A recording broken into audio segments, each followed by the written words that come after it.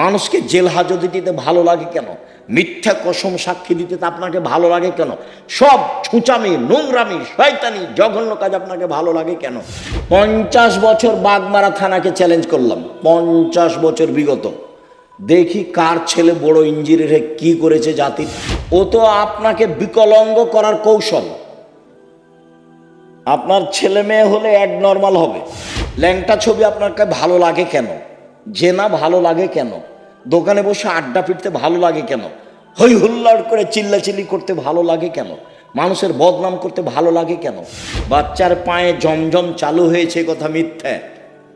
জিব্রাইল নিজে পায়ের আঘাত করতে পানি একবারে জোরে ফুটে বের হতে লাগলো। তখন ঘুম থেকে উঠেও বলে যে তোর সংসারই করবো না, যা তুই আমাকে বাদ দে, তুই সংসারই করবি না, এখনই ছেড়ে দে, এখনই ছেড়ে দে, আমি তোর সংসার করব না। তখন এ নিরুপায় হয়ে বলে যে যা তাহলে করবি না তো কি করবো, আর 1 তালাক 2 তালাক 3 তালাক যা। বিচারের মাঠে সব মানুষের সামনে আল্লাহ আসবেন, সব মানুষের সামনে, পুরুষ নারী। একটা ছেলে মাদ্রাসা লাইনে পড়তে দিয়েছেন, কোরআন হাদিস শিখবে, তো তাকে আবার দাখিল পরীক্ষায় ভালো রেজাল্ট হয়েছে, তো তাকে আপনি আবার কলেজে ভর্তি করলেন কেন? কে খালা বলেছে ভালো রেজাল্ট হয়েছে? তাকে ছেলেটাকে কলেজে ভর্তি না করে কোথায় পড়াচ্ছে? ডাক্তারি লাইনে পড়ছে। তো যেই ছেলেটা প্রথম থেকেই স্কুলে আছে, বাপে বলছে ভালো মেধা, তো 5ম শ্রেণী থেকে 2-3 জন প্রাইভেট মাস্টার রেখেছে, 10মে গিয়ে 4 জন প্রাইভেট মাস্টার রেখেছে। ইন্টার পাস করেছে যখন, তখন বিশ্ববিদ্যালয়ে ভর্তি হওয়ার জন্য সাবজেক্ট প্রতি একটা রেখেছে শিক্ষক। তারপরে বিশ্ববিদ্যালয়ে ভর্তি হয়েছে, তারপরে পড়াশোনার জন্য বাহিরে গেছে, পড়াশোনা করে বাহির থেকে এসেছে, তাই হলো ইঞ্জিনিয়ার। তো খালি চুরি করে, ও খালি কি করে? চুরি করে। যেখানে হিসাব নিকাশ লাগায় রাস্তাঘাটের, সেখানে টাকা কিভাবে মারা যাবে সেটাই তার মাথায় আছে। আর লোকে বলছে বড় ডাক্তার। তো যখনই কোনো প্রেসক্রিপশন লেখে কোনো রোগীর, তখন ওই কোম্পানির লিখে যে কোম্পানি তাকে টাকা দিয়েছে। তো প্রতারক, ধোঁকাবাজ। বহির্বিশ্বে গিয়ে যে ভালো পদে পড়াশোনা করেছে তাকে টয়লেটের সুপার বানিয়েছে বহির্বিশ্বে। ওকে তো বড় চাকরি দিবে না, 200-400 লেবারের দায়িত্ব দিয়েছে, মাসিক বেতন 3 লাখ টাকা। তো এও মনে করলো যে বিদেশে 3 লাখ টাকা বেতন পাই, সুপারের দায়িত্বশীল, সুইপারের দায়িত্বশীল হলে কি হবে? তাই ফলাফল হলো এই। তাহলে বাপে 4 থেকে নিয়ে চিন্তা ভাবনা করেছে বড় ডাক্তার করব, ফলাফল হলো প্রতারক। বাপে বলছে বড় ইঞ্জিনিয়ার বানাবো, ফলাফল হলো চোর। আর মেধা ভালো তাই বিদেশে কিছু করে, তাই হলো যারা সুইপার তাদের লিডার। 50 বছর বাগমারা থানাকে চ্যালেঞ্জ করলাম, 50 বছর বিগত, দেখি কার ছেলে বড় ইঞ্জিনিয়ার কি করেছে জাতির। আগামীকালকে আমার সাথে কথা বলবেন। বিগত 50 বছর থাকলো চ্যালেঞ্জ, 50 বছর বিগত। আপনি বলবেন আমার ছেলে পড়াশোনা করে দেশের এই করেছে, জাতির এই করেছে, জাতির এই করেছে, সব সময় জাতির কল্যাণের জন্য প্রস্তুত আছে, এটা দেখাবেন। তো এই ছেলেটাকে কোরআন হাদিস শিখতে দিয়েছিলেন, তাকে আবার ওখানে দিলেন কেন? এ কি করবে? যাকে সব সময় প্রাইভেটে রেখেছেন সেটাই হলো না, তারই ফলাফল এই। আপনাকে আমি বহুদিন শুনিয়েছি বাগমারার মাটিতে। আপনার ছেলেকে তো আমি খুব ভালোভাবে চিনি। ওই যে সেদিন এসেছিল, প্যান্টটা টাকানোর নিচে ছিল, দাড়ি চাঁচা ছিল, সিগারেট হাতে ছিল, গলায় টাই ছিল, গাড়ি থেকে নামলো, বৌমা একটু পরে নামলো, হালকা হালকা গায়ে কাপড় আছে, নাতনি একটু পরে নামলো, গায়ে কোনো কাপড়ই নাই, গাড়ির পিছন দিকে কুকুর আছে। এই তো আপনার পড়াশোনার ফলাফল। আমি 35 বছর থেকে মাঠে আছি, 90 সাল থেকে এখন পর্যন্ত এদেশের কোনো মানুষ আমাকে ওই ঘরে ঢোকাতে পারেনি যে ঘরে ছবি মূর্তি আছে। আর আমি তো করোনার 5 পয়সা দাম দিইনি। যারা করোনার ওষুধ বের করেছে তারা একদিনও করোনা দেয় না, টিকিট দেয় না ওরা। ও তো আপনাকে বিকলাঙ্গ করার কৌশল। আপনার ছেলে মেয়ে হলে অ্যাবনর্মাল হবে, ওটা তো আসলে ও আপনার ফিলিস্তিনের মানুষ মারে, ও আবার আপনার কল্যাণ চাই। মাথায় কি গোবর আছে? ও আপনার কল্যাণ চাইবে কিভাবে? এটা আপনি কি দিয়ে বুঝলেন? সে আপনার জানের শত্রু, সে আপনার মানের শত্রু, সে আপনার টাকা পয়সার শত্রু, সে আপনার সব কিছুর শত্রু। সে আপনাকে ঔষধ দিয়ে ভালো করে রাখবে, জীবনে কোনোদিন যেন আপনার এই হয় না, সেই হয় না, হেপাটাইটিস হয় না, কি হয় না। এ তো পাগল বানিয়েছে আপনাকে। তাই সব স্কুলের ছেলেকে স্কুলের মেয়েকে টিকে দিতে হবে, পালাক্রমে এসেছে। কত বুঝাইছে ভালো করে, এটা নিতে হবে, সেটা নিতে হবে, এটা ভালো সেটা ভালো। বলে কত টাকা বেতন পান আপনি? এত আপনি বলছেন কেন? বল হিসাব। সম্মানিত দিনী ভাই বোন, মরণকে স্মরণ করতে পারে যে, সে হলো হুঁশিয়ার মানুষ। আল্লাহ রাসূল বললেন যে কবর জিয়ারত করো, তাহলে মরণ স্মরণ হবে। মাঝে মধ্যে কবরের পাশে যেতে হবে, বাপের, মায়ের, আত্মীয় স্বজনের কবরের পাশে গিয়ে হাত তুলে দোয়া করতে হবে এবং ভাবতে হবে আমিও এই কবরের সদস্য। আল্লাহ রাসূল বলছেন, কুন ফিদ দুনিয়া কান্নাকা গরীব। তুমি দুনিয়াতে থাকো, তুমি যেন অপরিচিত, তোমাকে কেউ চিনে না।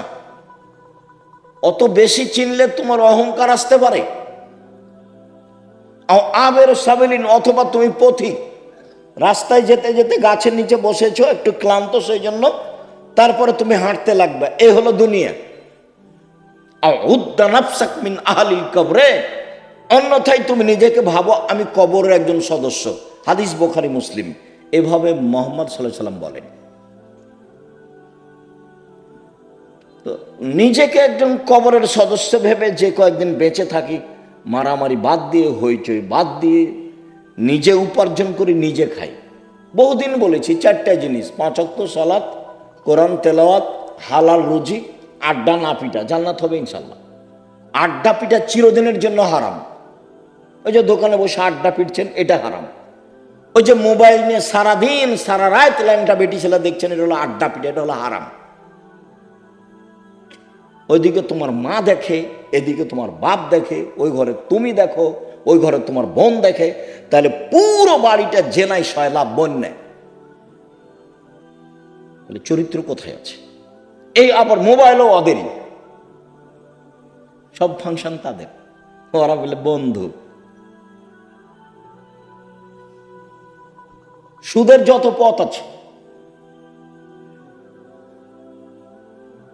দুঃখিত সম্মানিত দিনী ভাই বোন, যে যেখানে আছেন, অল্প সময় কথা বলি, আপনার সাথে কিছু গুরুত্বপূর্ণ কথা বলতে এসেছি। মানুষের জীবনে সবচেয়ে জরুরি কাজ 5 ওয়াক্ত সালাত। মানুষের জীবনে জরুরি হিসাবে এর চেয়ে জরুরি কোনো কাজ নেই। সেটা হজ হোক, জাকাত হোক, জমি চাষ হোক, চাকরি হোক, ব্যবসা হোক, বাণিজ্য হোক, হাইকোর্ট হোক, জজ কোর্ট হোক, পৃথিবীর এমন কোনো কাজ নাই যেটা মানুষের জন্য নামাজের সালাতের চেয়ে বেশি জরুরি হতে পারে। এটুকু আপনার বোঝা উচিত। আপনি আমার ভালোবাসায় এসেছেন এখানে, আপনি তো 5 ওয়াক্ত সালাত আদায় করেন না। করা উচিত, করতেই হবে। বহুদিন বলেছি, অজু করে সালাত আদায় করতে হয়, তো পানি নেই, তায়াম্মুম করে করেন। মাটি নেই, তো অজু ছাড়া তায়াম্মুম ছাড়াই সালাত আদায় করেন। কেবলার দিকে মুখ করে সালাত আদায় করতে হয়, কেবলা বোঝা যায় না, কেবলা ছাড়াই করেন। দাঁড়িয়ে সালাত আদায় করতে হয়, দাঁড়িয়ে থাকা যায় না, বসে করেন। বসে থাকা যায় না তো শুয়ে শুয়ে পড়েন। পরিষ্কার কাপড় পরে সালাত আদায় করতে হয়, পরিষ্কার নেই, যাতে পেশাব পায়খানা লেগে আছে সেটা পরেই পড়েন। পরিষ্কার অপরিষ্কার কোনো কাপড়ই নেই, উলঙ্গ অবস্থায় আছি, তো উলঙ্গ অবস্থাতেই পড়েন। গাড়িতে উঠে আছেন, শিকল ধরে আছেন, ঠেল মানে না, গাড়িতে দাঁড়ানো অবস্থায় আছেন, এই অবস্থায় সালাত আদায় করতে।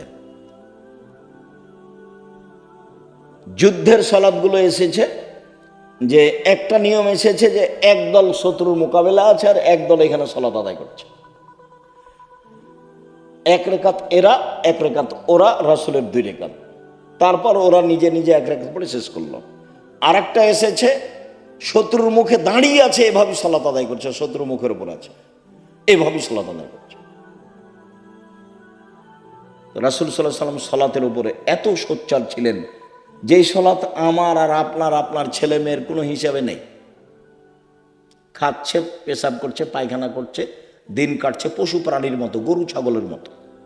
আর দল করার ব্যাপারে ঠিকই আছে, আর মানুষের বদনাম আর গীবাত করার ব্যাপারে, বিরোধিতা করার ব্যাপারে, শত্রুতা করার ব্যাপারে ঠিকই আছে। কত সুন্দর করে ছবি দিয়ে রাস্তাঘাটে তুলে রেখেছে, কি যে দেখাইতে চাচ্ছে।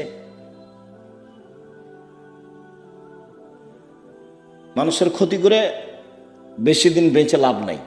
আমার জীবনে আমি 2টা কাজ খুব চেষ্টা করি জীবন বাজি রেখে টিকে থাকা, খুবই কঠিন। তার একটা হলো, আমি আমার জীবনে মানুষের কোনোদিন প্রতিশোধ নেব না, ইনশাআল্লাহ। সে যা পারে করুক, যা পারে বলুক। পারিবারিকভাবে হোক, জমি জায়গার ব্যাপারে হোক, সামাজিকভাবে হোক, দল সংগঠনভাবে হোক, মানুষের কোনোদিন প্রতিশোধ নেব না। আর মানুষের পিছে পড়ব না, বদনাম করবো না। আমাকে ধুইয়া ছেড়ে দেখ না কেন, ও নিয়ে আমি মাথা ঘামাই না। বলেছে হ্যাঁ, আমাকে এভাবে বলবে মানে এরকম আমার মাথায় কাজ করে না। বরং আপনাকে আমি কতদিন বললাম, কেউ যখন গালি দেয় তখন আবার বন্ধ করলে আমি আবার পাল্টা রিং দিয়ে বলি যে ভাইজান, গালি কি আরো বাকি ছিল? হয়তো বা মোবাইলে টাকা শেষ হয়ে গেছে, নাকি গালি দিয়ে নেন। প্রতিশোধ নিয়ে লাভ নাই, ওর পিছনে পড়ে লাভ নাই। আমার আব্বা বলতেন যে ছেলে মেয়ে দুনিয়াতে এসেছে ভাগ্য ছেড়ে এসেছে, তাই তাদের চিন্তা করতে হবে। আমি এখন বলি আব্দুল্লাহ, আব্দুর রহমান, আব্দুর রহিমের চিন্তা করতে হবে। ওরা কি ভাগ্য ছেড়ে এসেছে? ওরা ভাগ্য নিয়ে আসেনি, ওদের তাকদিরে কিছু লেখা আছে তো নাকি? যেদিন আল্লাহ মানুষ সৃষ্টি করেছেন সেদিন 4টা জিনিস রেখেছেন, হায়াতাহা ও মাউতাহা ও রিজকাহা ও মাসাইবাহা। তার মরণ, তার জীবন, তার রুজি, তার অসুখ বেসুখ। করোনা লেখা থাকলে হবেই। 4টা লেখা আছে, 1 মরণ, 2 জীবন, 3 রুজি, 4 রোগ ব্যাধি। আমি এই কথা বলিনি, এই কথা মুহাম্মদ সাল্লাল্লাহু আলাইহি সাল্লাম বলেছে। এটা আমার ব্যক্তিগত কোনো স্বাধীনতা নাই এখানে, এটাকে আমি বিশ্বাস করি এবং খুব শক্তভাবে বিশ্বাস করি। ঢাকাতে এক লোক করোনা হয়েছে, তো আমি দেখবো আর গায়ে হাতে একটু দোয়া করব। তো আর ছেলে মেয়ে সবাই আছে, খালি আমাকে অনুরোধ করছে যে ওস্তাদজি আপনি ভিতরে আসেন না, ওস্তাদজি আপনি ভিতরে আসেন না, আপনি আমার আব্বার জন্য বাহির থেকে দূর করেন, দোয়া করেন। বলছি আমি তো আমার অন্তর তো ধাক্কা খাই না যে তোমার বাপের গায়ে হাত লাগালে আমাকে করোনা ধরবে। ধরেও যদি, তা আমি বলবো না যে এই কারণে ধরেছে, আমি বলবো ওই যে লেখা ছিল সেই জন্য ধরেছে। আমি এত তাড়াতাড়ি পরিবর্তন হতে চাই না, মাস্ক দিয়ে ভাগ্য বাড়াতে রাজি না, এটা করতে রাজি না। শুনুন, 5 ওয়াক্ত সালাত আদায় করতে হবে আপনাকে। আজকের জরুরি কথা আপনার সাথে, মানুষের জীবনে কিছু চাওয়া পাওয়া আছে। মানুষ বেঁচে থাকলে সমস্যা নেমে আসে, মামলা মোকদ্দমা হয়, জমি জায়গা লাগে, বাড়িঘর লাগে, কিছু লাগে মানুষকে। তো মানুষ আল্লাহকে বলতে শিখুক। কাকে বলতে শিখবে? আল্লাহকে। ও পারে, আরো যা করে তাকে কেউ ঠেকাতে পারে না। রাসূল সাল্লাল্লাহু আলাইহি সাল্লাম বলেন, ইন্নাশ শায়তান ইয়াকিদু আলা রাসিয়াতে আলা কাফিয়াতি রাস আহাদিকুম। যখন তোমাদের কোনো ব্যক্তি রাতে ঘুমায়, তখন শয়তান তার মাথায় চুলে গিরা লাগায়, 3টে গিরা লাগায়। চুল থাক আর না থাক, চুলে গিরা লাগায়। এজরব আলা উকদাতিন, ওই গিরার উপর এভাবে হাত দিয়ে থাবা মারে আর বলে উরকুব, ঘুমাও, লাইলন তবিল, রাত লম্বা, রাত লম্বা, ঘুমাও, রাত লম্বা। এভাবে শয়তান এরকম করে। ফাইনিস্তাই কাজা আহাদকুম, তোমাদের ব্যক্তি যদি এখন কেউ ঘুম থেকে উঠে যায়, জেগে যায়, যাকার আল্লাহ, তারপর বলে আলহামদুলিল্লাহ যে আহ্যানা বাদা মামাতানা, ওই লাইন নেই, ওই আল্লাহর প্রশংসা যে আল্লাহ আমাকে মরণ দেওয়ার পরে জীবন দিল। একটু আগে মরণ দিয়েছিল, এখন আবার কি করলো? জীবন দিল। অরে আমি প্রশংসা করছি। এইটুকু বললেই একটা গিরা খুলে যাবে। শয়তান যত বড়ই পাওয়ারফুল ক্ষমতার অধিকারী হোক না কেন, আমি দোয়া পড়েছি, ঘুম থেকে উঠে গিরা খুলে যাবে।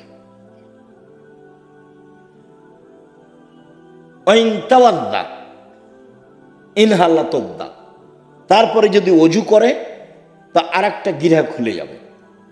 ওয়াইন সল্লা ইনহাল্লাত ওগদা, যদি সলাত আদায় করে তাহলে আর একটা খুলে যাবে।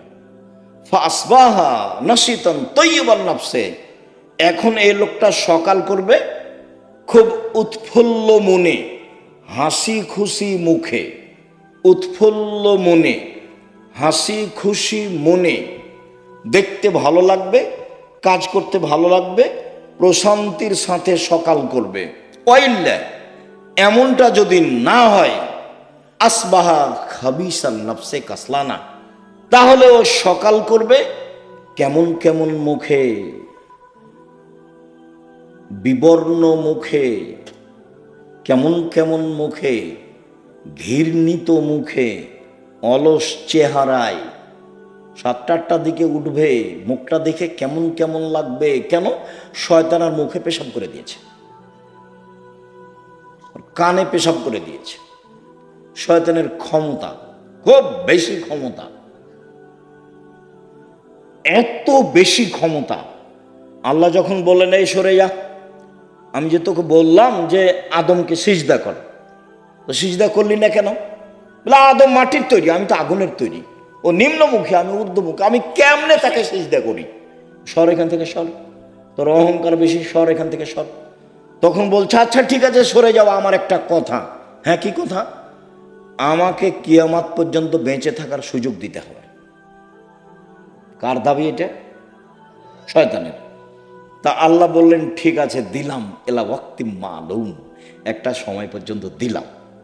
যেমন পেয়েছে সময়, তেমনি বলছে ওয়া ইজ্জাতিকা, তোমার সম্মানের কসম।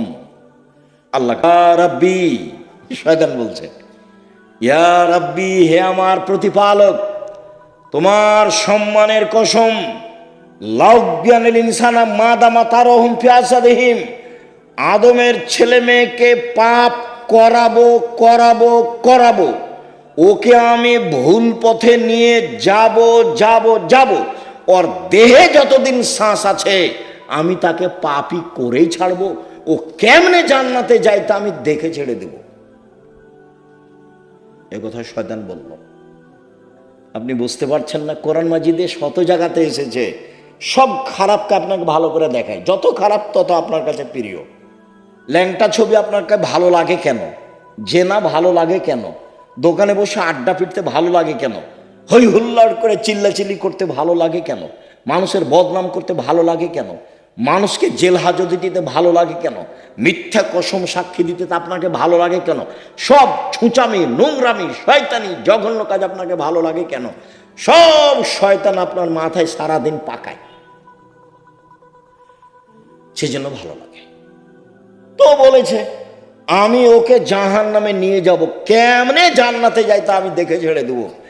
এটা আল্লাহর সামনে তার কসম। বলছে তোমার ইজ্জতের কসম, আমি ওকে জাহান্নামে নিয়ে যাব। আমি একাই যাব? তাহলে পৃথিবীতে সবচেয়ে বেশি রিক্সে জীবন কাটায় কে বলেন তো? শয়তান। ওর চেয়ে রিক্সে, খুব বেকায়দায়, খুব বিপদগ্রস্ত অবস্থায় আর কেউ নেই শয়তান ছাড়া। আর তার কাজ আবার কমে গেছে। কেন? ইহুদিদের কাছে তার কোনো কাজ নাই। আমাদের চাঁপাইনবাবগঞ্জে বলে শয়তান হলো 14 ইলিমের পড়া, মানে বিদ্যা আছে সব। ইহুদি তো জাহান্নামে যাবেই, তো ওখানে গিয়ে কি করবে? খ্রিস্টান তো জাহান্নামে যাবে, তো ওখানে গিয়ে কি করবে? হিন্দুরা তো জাহান্নামে যাবেই, তো ওখানে গিয়ে কি করবে? যারা কাদিয়ানি তারা তো গেছে, যারা শিয়া তারা তো গেছে, আকীদায় মার খেয়েছে যারা, তারা তো জাহান্নামে যাবে। তো তাহলে শয়তানের কাজ সব জায়গাতে ঘুরে এসে যারা কোরআন হাদিস পড়ে, মানতে চায়, সালাত আদায় করতে চায়, এখানে আছে। যারা দিন ধর্মের যত কাছাকাছি, শয়তান সেখানে তত শক্ত। এখন আল্লাহ যদি বলতেন, এই শয়তান কিছু করতে পারবি না, যা কিছু করতে পারবি না, তাহলে খুব ভালো হতো। তো এখন আল্লাহ বলছেন যে আচ্ছা ঠিক আছে, ওয়া ইজ্জতি ওয়া জালালি ওয়া ইরতিফায়ে মাকানি, আমার সম্মানের কসম, আল্লাহ বলছেন আমার সম্মানের কসম, আমার মর্যাদার কসম, আমার ইজ্জতের কসম, আদমের ছেলে মেয়ে যতবার ক্ষমা চাইবে ততবার ক্ষমা করে দেব। এইটা বললেন, তার মানে ক্ষমা চাওয়ার একটা পালা থেকেই গেল। আমাকে আপনাকে বাঁচতে হলে দিন রাত ক্ষমা চেয়েই বাঁচতে হবে। মানে আস্তাগফিরুল্লাহ ওয়া আতুবু ইলাইহি তাসবিহ করে নিতে হবে। তাসবিহ, শ্বাস চলে যেমন অজান্তে, মুখে থুথু আসলে ফেলে দেন যেমন অজান্তে, সময় আসলে খাওয়া রেডি হয় যেমন স্বাভাবিকভাবে, তেমনি জীবনে স্বাভাবিকভাবে আসতে হবে আস্তাগফিরুল্লাহ ওয়া আতুবু ইলাইহি। আস্তাগফিরুল্লাহ ওয়া আতুবু ইলাইহি। চলছেন, ফিরছেন, উঠছেন, বসছেন, আল্লাহ বললেন যে ঠিক আছে, আদম সন্তান যতবার আমাকে বলবে আমার ভুল হয়েছে ততবার আমি ক্ষমা করে দেব, এইটা বললেন। কিন্তু বললেন না যে তুই কিছু করতে পারবি না, এটা বলেন। তখন আল্লাহ রসুল বলছে কুল্লু বানি আদম খাত্তা, আদম সন্তানই পাপী, খায়রু খাত্তাই না তাওয়াবুন, সবচেয়ে ভালো আদমের ছেলে মেয়ে সেই যে বলে আস্তাগফিরুল্লাহ ওয়া আতুবু ইলাইহি, আস্তাগফিরুল্লাহ আল্লাযী লা ইলাহা ইল্লা হুয়াল হাইয়ুল কাইয়্যুম ওয়া আতুবু ইলাইহি রব্বিগফিরলি ওয়া তুব আলাইয়া ইন্নাকা আনতাত তাওয়াবুল গাফুর। আল্লাহুম্মা আনতা রাব্বি লা ইলাহা ইল্লা আনতা খালাকতানি ওয়া আনা আবদুকা ওয়া আনা আলা আহদিকা ওয়া আদিকা মাসতাতাতু আউযু বিকা মিন শাররি মা সানাতু আবু আলাকা বিনিআমাতিকা আলাইয়া আবু বিযামবি ফাগফিরলি ফাইন্নাহু লা ইয়াগফিরু যুনুবা ইল্লা আনতা। এই ছেলে, আমাকে কাজ দেখাচ্ছ, ধৈর্যের পরিচয় দাও। আমাদের এখানে কোনো কেচ্ছা কাহিনী নেই, নির্বাচনও আসেনি, অল্পক্ষণ ধৈর্যের পরিচয় দিবেন, কাজ দেখায়েন না, যেটা আমি পছন্দ করি না। আমি আপনার জন্য এসেছি, আমি আব্দুর রাজ্জাক বিন ইউসুফ, আপনি আমাকে টাকা দিয়ে নিয়ে এসেছেন এমনটা মাথায় থাকলে ভুল হয়েছে। সম্মানিত দিনী ভাই বোন, যদি রাতে না উঠে তাহলে শয়তান তার মুখে কানে পেশাব করে।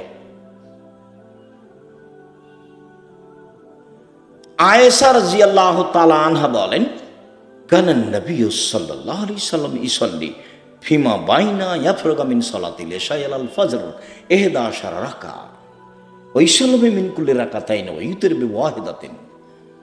এশার পর থেকে নিয়ে ফজর পর্যন্ত সময়ে আল্লাহর নবী 11 রাকাত রাতের সালাত আদায় করতেন। 11 রাকাত, কখন থেকে কখন? এশার থেকে নিয়ে ফজর পর্যন্ত। তাহাজ্জুদ পড়ার সময় শুরু হয়ে যায় এশার পর থেকেই ফজর পর্যন্ত সময়। হ্যাঁ, রাত 3 ভাগের 2 ভাগ পার হওয়ার পরে মানুষ পড়ুক, এটা সবচেয়ে উত্তম, কিন্তু সময় শুরু হয়ে যায় কখন থেকে? এশার পর থেকে না ফজর আযান পর্যন্ত।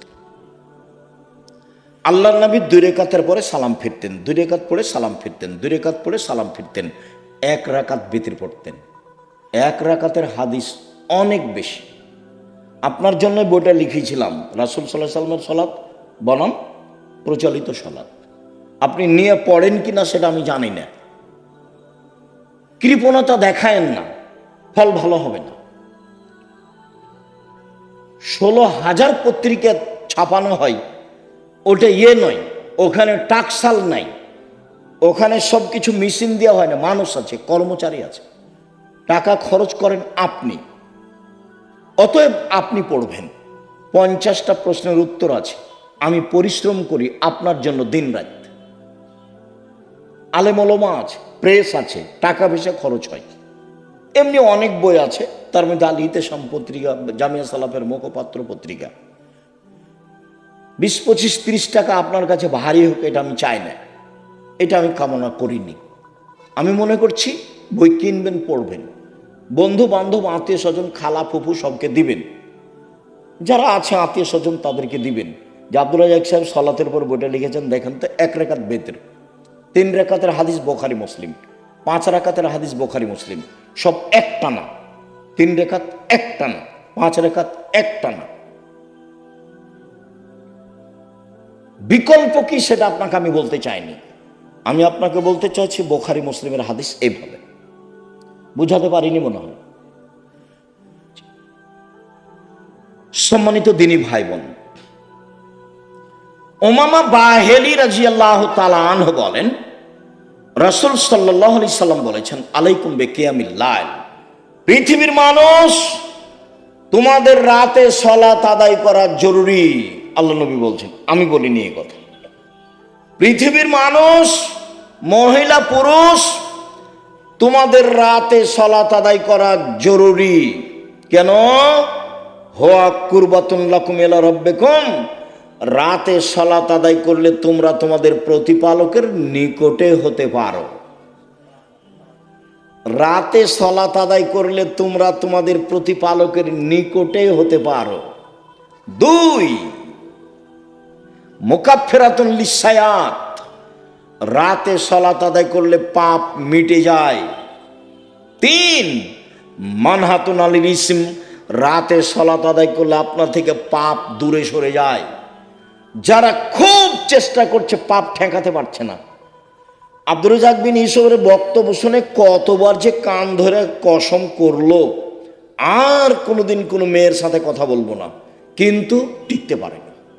2 মাস 4 মাস পরে কথা বলে, বিড়ি সিগারেট খাবো না, তো 2 দিন 4 দিন পরে আবার শুরু করে। দোকানে বসে আড্ডা পিটবো না, সপ্তাহ পার হয়নি, পরের দিন দেখছে দোকানের সামনে বসে আছে। তাহলে বুদ্ধি কি? বহু ছেলে, বহু লোক বলে আমাকে, আব্দুর রাজ্জাক সাহেব টিকতে পারি না, কোনো পথ আছে? ভাইজান, আমি তো আর কোনো জাদু মন্ত্র দিতে পারছি না, পথ এটাই। তাহলে রাতে উঠে 2 রাকাত সালাত আদায় করে আল্লাহকে বলেন। যদি মনে করেন যে এখনই বন্ধ করে, তাহলে এভাবে উঠাবেন, আর যদি বলো বন্ধ করেন তাহলে এভাবে উঠাবেন। চাপ দিয়ে বলতে হবে, বন্ধ করতেই হবে। বন্ধ করবো না মানে করতেই হবে। তুমি তো পারো, তুমি তো এমন সত্তা নও যে পারবা না, তবু আমি বলছি। তার নাম হলো আজিজ, ওর নাম পরাক্রমশালী। ওর নাম কি? আজিজ, পরাক্রমশালী, তাকে কেউ ঠেকাতে পারে না। কাদির, সব কিছু করতে পারে। তো সবই যে পারো, আমি বলছি আমি একটা মানুষ, আমি পাপ করতে চাই না, তুমি বন্ধ করবা না কেন? তুমি সত্যি দিয়ে বন্ধ করে দাও। আপনি খুব চাপ দিয়ে বলবেন, হাত তুলে বলবেন, খুব বিনয়ের সাথে কান্নাকাটি করে চাপ দিবেন, বন্ধ হবে ইনশাআল্লাহ, হবেই। রাতে সালাত আদায় করলে 3টে। আমর ইবনে আব্বাস রাদিয়াল্লাহু তাআলা আনহু বলেন, রাসূল সাল্লাল্লাহু আলাইহি সাল্লাম বলেছেন, আকরাবু মা ইয়াকুনুর রাব্বু ইলাল আবদে ফিল লাইলিল আখির, রাত যখন 3 ভাগের 2 ভাগ পার হয়ে যায়, তখন আল্লাহ সবচেয়ে মানুষের নিকটে হয়ে যায়। রাতের 3 ভাগের 2 ভাগ পার হয়ে গেলে আল্লাহ মানুষের নিকটে হয়ে যান। এই শোনো আমর ইবনে আব্বাস, তুমি যদি হতে চাও, এই সময়ে যারা আল্লাহকে ডাকে তাদের অন্তর্ভুক্ত হও। হও না, হও, তুমি চেষ্টা করো, তুমিও হয়ে যাও, পারলে হও। এই কথা রাসূল সাল্লাল্লাহু আলাইহি ওয়াসাল্লাম বলেন। আবু হুরায়রা রাদিয়াল্লাহু তাআলা আনহু বলেন, রাসূল সাল্লাল্লাহু আলাইহি সাল্লাম বলেছেন, এনজিলু রাব্বুনা তাআলা ইলা সামাই দুনিয়া হিনা ইয়াবকা সুলুসুল লাইলিল আখিরা, রাতের 3 ভাগের যখন 2 ভাগ পার হয়ে যায়, তখন আল্লাহ সপ্তম আকাশ থেকে প্রথম আকাশে নেমে আসেন। এই কথাটার খুব মূল্যায়ন করতে হবে। এই চলে, আপনি কথা বলছো কেন? শরম বোধ হয় না? হাঁটাহাঁটি করো কেন? একটু লজ্জা বোধ হয় না কেন? শরম বোধ হয় না কেন? আমি তো কথা শেষ করবই ইনশাআল্লাহ। তো আপনার এত ব্যস্ততা বাড়লো কেন? আপনি একটু ধৈর্যের পরিচয় দিবেন। রাতের 3 ভাগের 2 ভাগ পার হলে আল্লাহ সপ্তম আকাশ থেকে প্রথম আকাশে নেমে আসেন। নেমে এসে বলেন, মায়ে সোলেনি ফাউতিয়াহু, কে কি চায়, যে যা চায় আমি তাকে তাই দিলাম। মায়াদুনি ফাস্তা জিবালাহু, কে আমাকে ডাকে বিপদে পড়ে আমি তার ডাকে সাড়া দিলাম। কি বলতে চাও? এলে বিপদে পড়েছি, ঠিক আছে, ঠিক করে দিলাম। কে ডাকে? 3 মাইয়াস্তাগফিরনি ফাগফিরাল্লাহু, কে আমার কাছে ক্ষমা ভিক্ষা চায়, যে চায় তাকে আমি ক্ষমা করে দেব, যে চায় তাকে আমি ক্ষমা করে দেব। অন্য জায়গাতে বলছেন আল্লাহ তাআলা হাদিসে কুদসি, ইবনা আদম মা দাওয়াতনি রাজাওতনি, আদমের ছেলে মেয়ে শোনো, তুমি যেভাবে ডাকো আমি সেভাবে থাকি, তুমি যেভাবে আশা পোষণ করো সেভাবে আমি পূর্ণ করে থাকি। আদমের ছেলে মেয়ে শোনো, তুমি যেভাবে ডাকো আমি সেভাবে থাকি, তুমি যেভাবে আশা পোষণ করো সেভাবে আমি পূর্ণ করে থাকি। ওলা উবালি, আমি পরোয়া করি না তুমি কত বড় পাপী, তোমার ক্ষমা চাইলে আমি ক্ষমা করে দিই, আমি পরোয়া করি না তুমি কত বড় পাপী, তুমি যেভাবে ডাকো আমি সেভাবে থাকি, তুমি যেভাবে আশা পোষণ করো সেভাবে আমি পূর্ণ করে থাকি। বালাগাত জনবকানা সেমায়, আদমের ছেলে মেয়ে শোনো, তোমার পাপ যদি বেশি হতে হতে হতে আকাশে লেগে যায়, পাপ আর পাপ, আকাশ জমিন পরিপূর্ণ পাপ, জীবনটা শুধু পাপে ভরা। 15-16 বছর থেকে পাপ শুরু হয়েছে, এখন 40 বছর বয়স, শুধু পাপ, জেনা দিয়ে ভরা জীবন, অশ্লীলতা দিয়ে ভরা জীবন, মানুষের বিরুদ্ধে চলা দিয়ে, বদনাম গীবত দিয়ে ভরা জীবন। তোমার পাপ বেশি হতে হতে যদি আকাশ পরিপূর্ণ হয়ে যায়, আমাকে বলো, আমি তোমার পাপ ক্ষমা করে দিব। যেভাবে তুমি ডাকো আমি সেভাবে থাকি, তুমি যেভাবে আশা পোষণ করো সেভাবে আমি পূর্ণ করে থাকি, তুমি যেভাবে ডাকো আমি সেভাবে থাকি, তুমি যেভাবে আশা পোষণ করো সেভাবে আমি পূর্ণ করে থাকি। বিচারের মাঠে সব মানুষের সামনে আল্লাহ আসবেন, সব মানুষের সামনে, পুরুষ নারী সব মানুষের সামনে এসে আল্লাহ বলবেন, আদমের ছেলে মেয়ে শোনো, আজ তুমি যে পরিমাণ পাপ নিয়ে এসেছো আমি সেই পরিমাণ ক্ষমা নিয়ে এসেছি। তোমার যে পরিমাণ পাপ আমার সেই পরিমাণ ক্ষমা, তোমার যে পরিমাণ পাপ আমার সেই পরিমাণ ক্ষমা, তোমার যে পরিমাণ পাপ আমার সেই পরিমাণ ক্ষমা, যদি শিরক না হয়ে থাকে।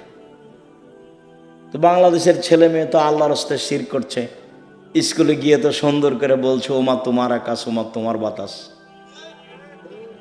আমি বলি না, আমার ছেলে মেয়েকে বলতে দিনি। এখনো এমন কোনো পরিস্থিতি আমার উপরে আসেনি যে আমি বলতে বাধ্য।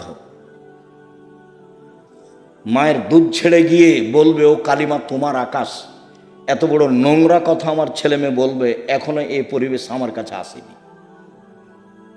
যার কাছে বিদ্যা নাই, যার কাছে বুদ্ধি নাই, তার ছেলে মেয়ে করুক। আপনি কেমন বুদ্ধিমান মানুষ তা আমার কাছে ধরা পড়েনি, আপনার কাছে কি বিদ্যা আছে এটা আমার কাছে ধরা পড়েনি। সবচেয়ে বদের গোড়া হলো আপনার ওই ঠাকুর। ঠাকুর হলো ঢাকা বিশ্ববিদ্যালয়ের শত্রু, ঠাকুর মুসলমানের শত্রু। যেদিন ভারত, বাংলাদেশ, পাকিস্তানের মুসলমান ইংরেজদের হাতে নির্যাতিত, সেদিন ঠাকুর ক্ষমতা দেখাই, মান সম্মানে বসবাস করে লন্ডনে। সেই ঠাকুরের গান আমার ছেলে মেয়ে পড়ে, পাগল হয়ে গেছি।